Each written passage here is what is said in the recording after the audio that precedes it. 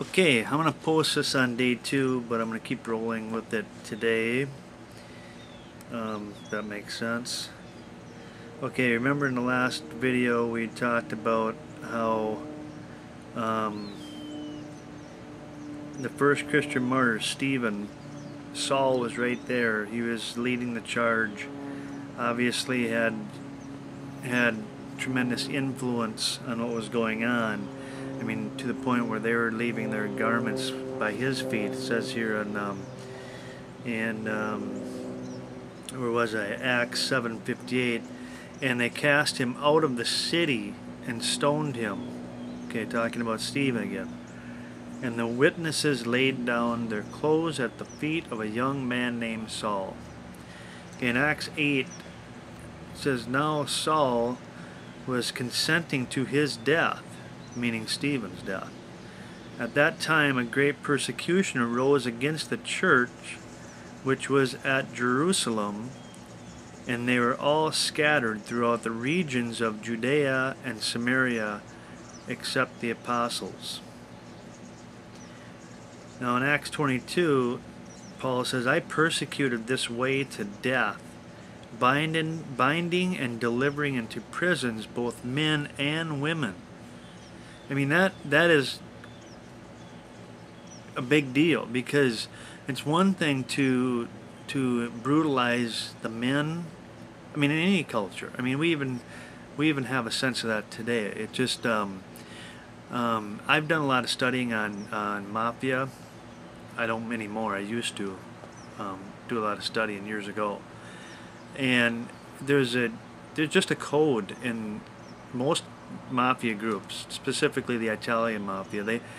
They don't touch the women and children.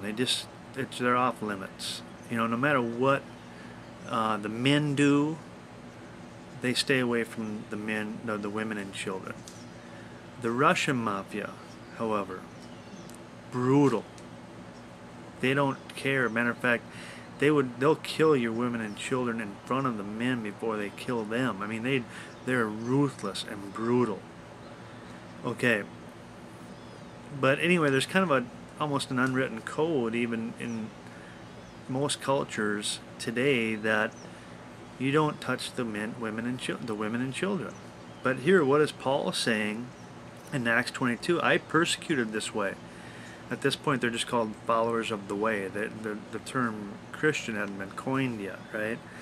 Okay, it says, I persecuted this way to the death, binding and delivering into prisons both men and women. In Acts 26, it says, indeed, I myself thought I must do things contrary to the name of Jesus of Nazareth. This I also did in Jerusalem, and many of the saints I shut up in prison, having received authority from the chief priest. They're singing his praises, the chief priest, for do it, get it done, Paul, nice job, or Saul at that night, he's still Saul. Okay, where am I at? And when they were put to death, I cast my vote against them. So Saul was encouraging the killing. Okay, in 1 Corinthians 15, chapter 15, for I am the least of the apostles. Okay, well, you know what? I'm going to stop there. I'm going to pick up on that on the next video. But here we have,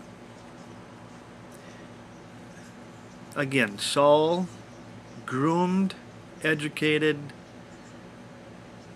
by Jewish tradition. He is blameless and perfect, the Pharisee of Pharisees, a poster boy of everything they held dear in the Jewish tradition and culture. You know, the whole bit, circumcised on the 8th day, you know, the best of everything. You know, he was it. Grew up zealous to serve God, thinking he was serving God, not recognizing who Jesus is and was when he walked the earth. And not only that, but taking it a step further and killing those that claimed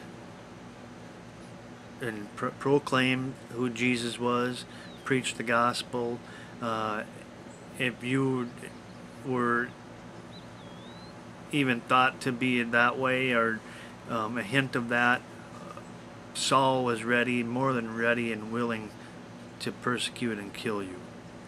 Okay, so we're getting the idea. We know who Saul is, right? All right. God bless you all. See ya.